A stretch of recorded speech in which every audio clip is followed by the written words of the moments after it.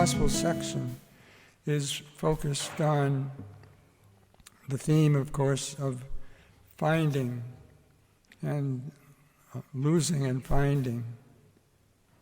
And it's important to note what Luke does in the way in which he places this gospel in his own sense of a context. And that context is basically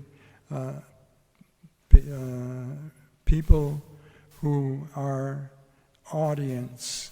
And the first audience, and there are two of these audiences that Luke brings up to set the context for these parables. And the first one, of course, is the tax collectors and sinners. And they approach Jesus, according to Luke, to listen and for hearing. And these words have become kind of like thematic in Luke's gospel for what a good disciple of Jesus does. And so for Luke, this word has the meaning of a deep kind of listening, a deep sense of responsiveness to the word of Jesus. And it is applied, remember, to the tax collectors and sinners, the outsiders. They are the ones who come as listeners. And the other group, of course, is the scribes and the Pharisees, the good people, the people who are well informed about religion, the ones who know how to explain everything. And the word that's attached to them is a word that is murmur, grumble.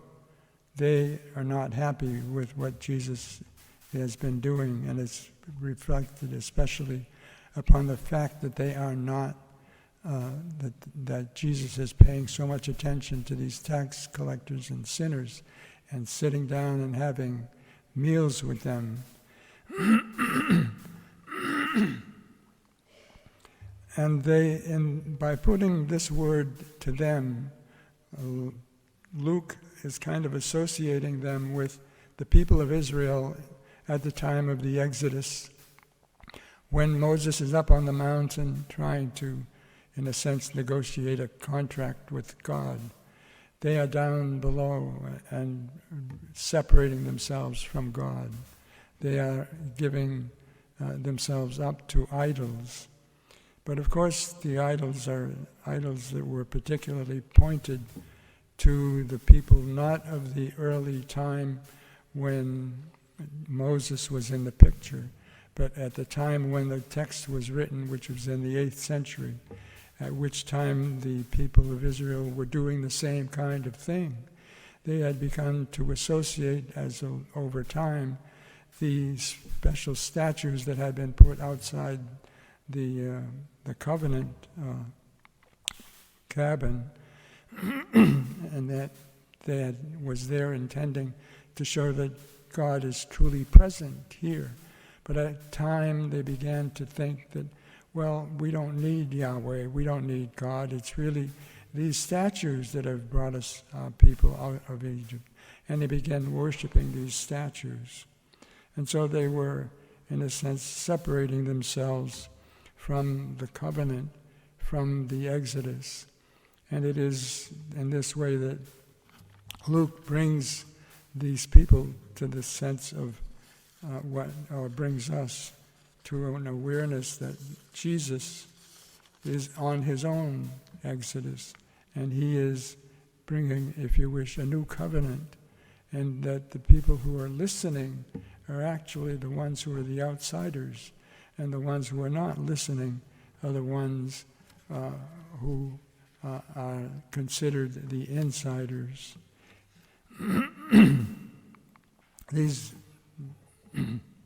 The story, of course, of the prodigal son is a misnomer, because actually it should be the prodigal father. It's the father who's really goes overboard in taking care of his son.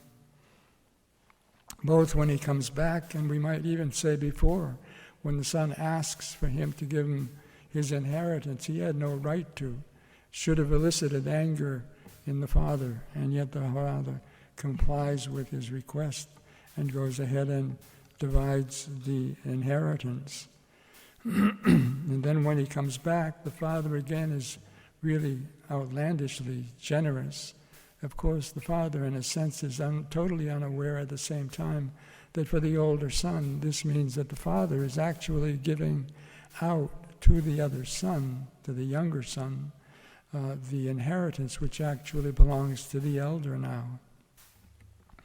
It is this kind of place where Jesus is calling us to be aware of who we are in our relationship with God, in the sense that we must, as all people who participate in religious practices, over time they seem to take over our religious life and take over our religious relationship with God, to the point where they become more important to us than God himself and what we can discover and renew.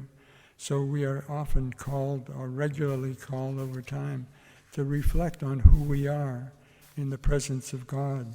And that for the people of Israel had been the freedom is at the center of the Jewish faith that was being established at that time.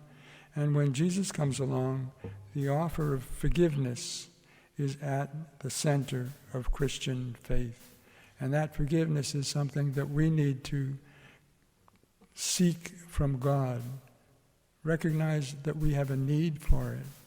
Recognize that it is our life source that we get when God forgives us. And and at the same time, we are called to recognize and to be joyful and celebrate with others when they receive the forgiveness of God. And so we are called upon today to realize who we are in our relationship with God. And if we cannot recognize that we are in need of his forgiveness, we may be finding ourselves more in the bailiwick of the Pharisees and scribes than in the company of those who listen, those sinners who are listening to the Word of God. Let us offer our thanksgiving to God and ask that we may be open to his forgiveness and his love for us.